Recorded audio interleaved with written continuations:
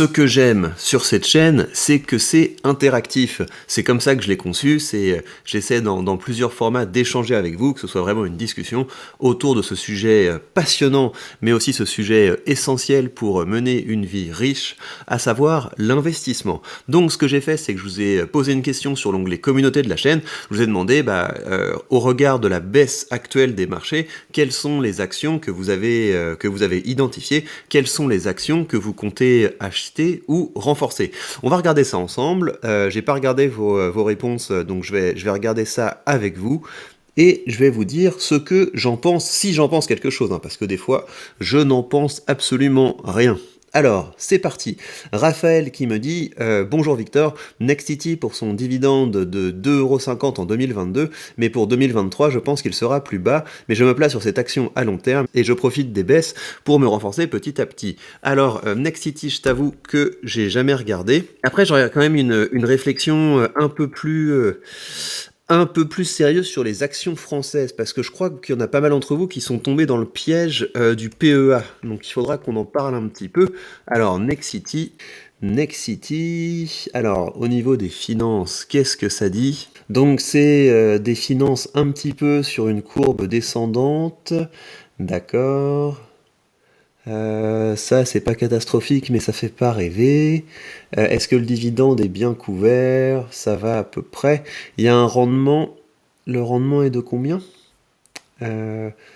Rendement 11%. Ah oui, d'accord. Donc les gens se placent là-dessus parce qu'il y a un rendement qui est très élevé. Et au niveau, est-ce qu'il y a un petit peu de cash flow? Alors, bim, bim, bim, bim. Ouais, c'est pas super. Donc je comprends dans une stratégie de long terme pour la poche rendement du portefeuille, mais de façon générale, les actions françaises sont souvent beaucoup moins intéressantes que les actions américaines. Si vous voulez, l'objectif quand vous investissez, c'est pas de choisir des trucs un peu moyen bof en se disant ok, elles sont basses, etc. Il y a beaucoup d'actions françaises qui ont l'air sous-valorisées pour de bonnes raisons. Elles sont sous-valorisées parce qu'elles valent pas grand-chose, donc il faut quand même garder ça à l'esprit.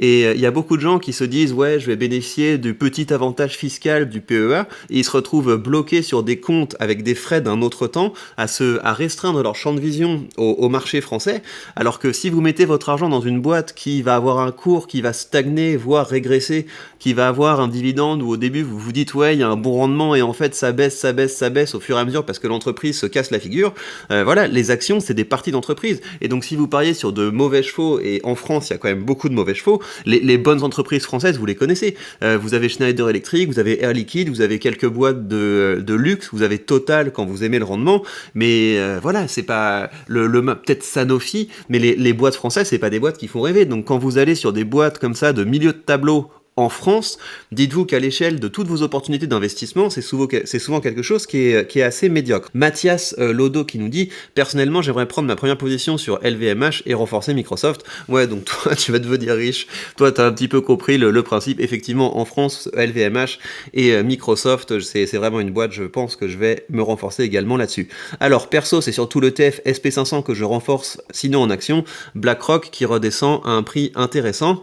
Donc, l'ETF SP500, évidemment, fait surtout ça. Ceux qui ont une plus grosse position dans l'ETF SP500 sur le long terme battront les autres. C'est aussi simple que ça. Moi, dites-vous que je fais du stock picking parce que ça m'amuse, parce que c'est une passion, parce que ça me permet de créer du contenu, de discuter de tout ça avec vous. Mais en vrai, l'ETF SP500, c'est quand même ce qu'il y a de plus sûr, et c'est amené également à devenir une position importante dans mon portefeuille. BlackRock, c'est bien, mais BlackRock, il faut pas avoir trop d'attentes dessus, parce que dans des cycles de marché baissiers comme ça va être intéressant parce que c'est une boîte qui devrait augmenter son dividende, c'est une boîte qui, quand ça va redémarrer, va vraiment redémarrer fort, mais quand il y a de l'inquiétude de marché, etc., c'est une entreprise qui souffle directement.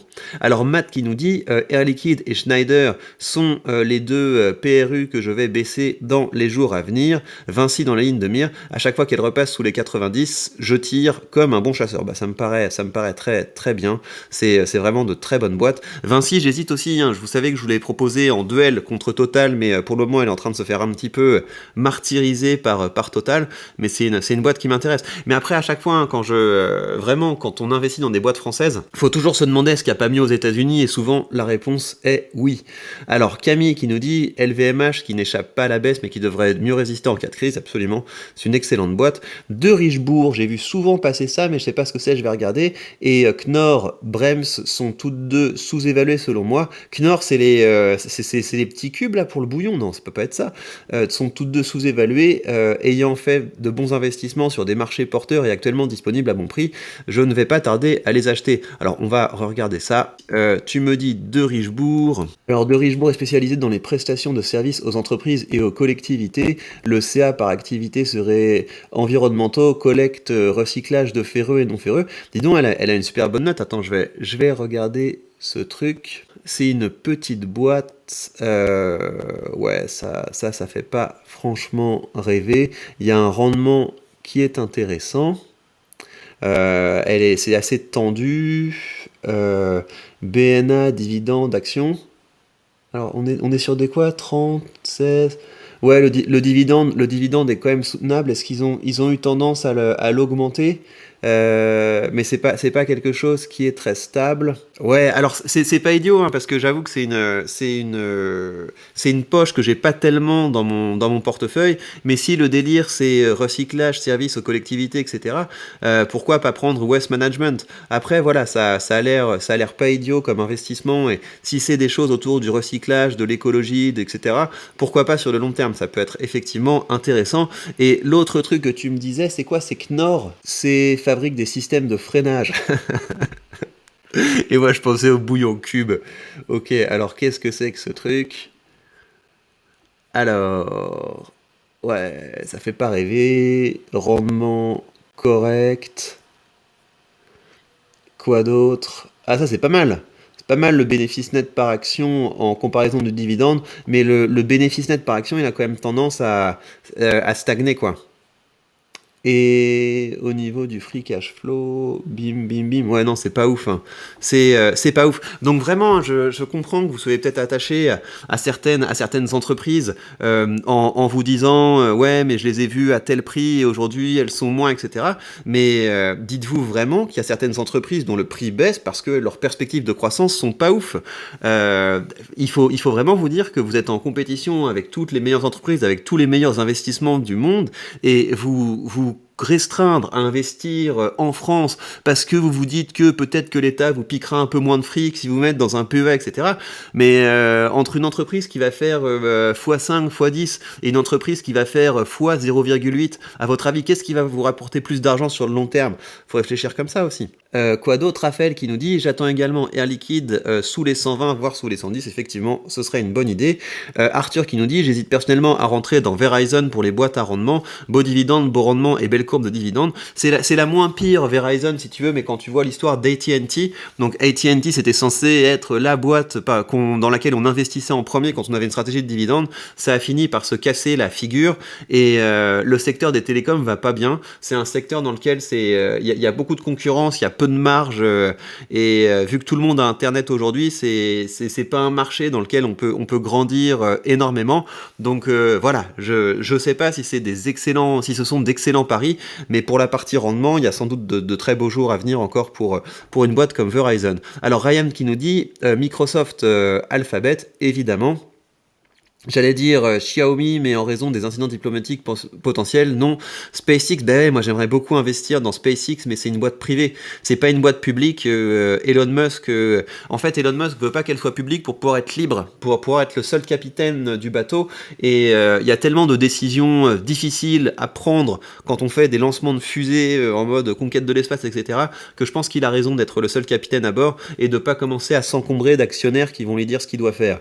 Alors, Pierre qui nous dit beaucoup trop, mais je vais remporter plusieurs positions comme Air Liquide, Sanofi, Apple, Microsoft et Intel. Alors très bien, sauf Intel. Intel, c'est un piège, je pense, hein. Intel, c'était une boîte qui était encore il y a 2 ans, on se disait cette boîte est absolument géniale, c'est incroyable, elle est dans le bon secteur, celui des puces, celui des processeurs, celui des semi-conducteurs, etc. Ça va être génial. mais en fait elle déçoit trimestre après trimestre, elle commence à décevoir année après année, donc effectivement aujourd'hui on voit qu'il y a un rendement aux alentours de 4%, donc on se dit c'est chouette, etc.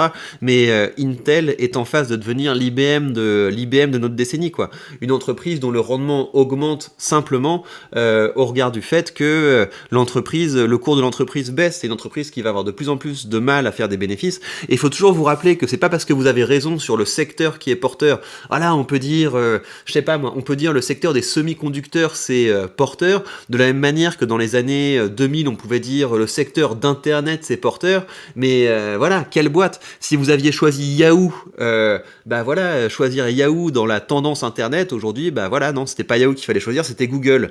Et Intel, pour moi, c'est le mauvais cheval dans cette industrie porteur des semi-conducteurs. Mais je peux me planter, hein, il y a des boîtes qui ont été capables de faire de beaux renversements de tendance. Donc moi, je n'ouvrirai pas une position dans Intel. Par contre, si je suis sur le dossier, bah pourquoi pas renforcer de temps en temps en espérant mieux. Mais voilà, il faut toujours penser en termes de coût d'opportunité. Est-ce que votre argent ne serait pas mieux investi ailleurs? Alors, Alextronics qui nous dit perso Alphabet, Amazon, Intel et Nvidia, sinon je renforce sur ma position SP500 Equal Weight. Ouais, donc je sais qu'il y a un délire selon lequel le Equal Weight serait plus performant. Regarde les frais. Regarde si le SP500 Equal Weight a pas plus de frais que le bête SP500 tout simple de iShares ou de Vanguard. Alors, Adrien qui nous dit STM, Alphabet, Nvidia, Mixed, Air Liquide, Microsoft, Schneider, Sword. Microsoft, moi je le mets dans croissance, mais pourquoi pas. Rendement, Rio Tinto, Stanley Black & Decker, Crédit Agricole, Nexity, Saint-Gobain. C'est très bien. Avec ça, tu peux pas te planter. Moi, je fais vraiment gaffe aux banques quand même, parce que les banques, c'est pareil, c'est un secteur. C'est tellement facile de disrupter une banque. C'est tellement facile de créer une banque en ligne, etc. que j'y crois plus énormément. Saint-Gobain, c'est pas mal. Hein. Saint-Gobain, c'est pas mal. Donc, c'est les matériaux de construction avec un axe écologie, c'est pas mal du tout. Alors, Miko qui nous dit PG, Apple, Tesla, JNJ. C'est intéressant ça comme combinaison, donc Procter & Gamble, Apple, Tesla et Johnson & Johnson. Ouais, c'est un bon équilibre entre de la croissance, du rendement et de la sécurité. Position sur Chevron, non, moi si je prends dans le pétrole, je prends Total, je vous avoue. Alors Alphabet, Amundi, pourquoi pas, hein, c'est vrai que c'est une boîte qui a priori devrait bien fonctionner, ils ont racheté Lyxor, donc Amundi c'est les ETF français. C'est le plus gros, je crois que c'est le plus gros, hein. Il doit y avoir BNP qui émet pas mal d'ETF, mais Amundi c'est vraiment celui qui émet les ETF en France, et vu qu'en France il y a beaucoup de gens qui sont bloqués dans les PEA et qui investissent dans le SP500 via des ETF français, qui ont d'ailleurs de moins bonnes performances que les ETF de iShares et Vanguard, Amundi a quand même de belles perspectives, mais c'est pareil, quand faut toujours se demander, est-ce que Amundi est aussi balèze que BlackRock, et ça la réponse est obvious non. Alors, Sam qui nous dit Alphabet, PayPal, Adobe, Total, Air Liquide. Alors, pas mal. PayPal et Adobe, j'hésite. PayPal, c'est vrai que c'était assez hype et c'est un service que j'utilise personnellement dans mon business, mais je suis à peu près sûr qu'il peut se faire disrupter par un concurrent avec moins de frais. Parce que vous avez quand même des frais qui sont importants sur PayPal. Stripe, vous avez un petit peu moins de frais. Et pour le coup, on rigole, enfin, je rigole sur cette chaîne avec la finance décentralisée, mais je pense que PayPal va se faire éclater à mesure que la finance décentralisée va se développer. Adobe, ça a l'air sympa. J'ai pas regardé Adobe, on va se regarder Adobe. C'est une grosse cap, hein, n'empêche, c'est une grosse capitalisation. Voilà, ça c'est quand même assez beau. Ça va dans le bon sens. Le bénéfice net par action, ouais, augmente et devrait fortement augmenter à l'avenir. Ouais, c'est pas mal. Ouais, c'est quand même intéressant. Juste le PER par rapport à une boîte. Ouais, vous avez un PER qui est quand même assez élevé, hein. Donc 36, si vous comparez à Microsoft qui doit être aux alentours de 28. Donc effectivement, ça a l'air pas mal, ça a l'air d'aller dans la bonne direction. Mais voilà, toujours se demander si un petit peu dans le même créneau, il n'y a pas quelque chose que vous allez payer moins cher. Mais je comprends qu'on soit intéressé par Adobe quand on voit des choses comme ça, c'est quand même très intéressant. Après, évidemment, le fait que cette boîte paye pas de dividendes, pour moi, c'est un énorme stop. c'est un énorme stop parce que quand des boîtes font autant de revenus, font rentrer autant de cash, il y a un moment, il faut qu'ils le partagent avec les actionnaires. Alors, quoi d'autre? Et finalement, HitCatWord qui nous dit renforcement Nexity et Sanofi sur PEA, renforcement des REITs, Realty Income, bim bim bim, bim bim bim. BDC, c'est quoi BDC? Arbor Reality Trust. J'imagine que BDC, c'est les boîtes de crédit pétrolières, Intel et Walt Disney. D'accord, d'accord. Donc t'es quand même bien orienté rendement, hein. Et t'as mis des actions françaises sur un PEA et des actions américaines sur un compte titre. Pour moi c'est la bonne chose à faire. Si vous voulez absolument avoir un PEA, ok, mais ne vous limitez pas au PEA parce que ça va vraiment limiter vos possibilités d'investissement. Et surtout sur le PEA, dès que vous achetez quelque chose, vous avez tellement de frais que, enfin voilà, faut se rendre compte quoi. Si on vous taxe 0,5 à chaque fois que vous faites un mouvement, c'est quand même beaucoup trop sur le long terme. Très bien. Bon bah très content d'avoir échangé avec vous, d'avoir vu ce que vous aviez sur votre radar.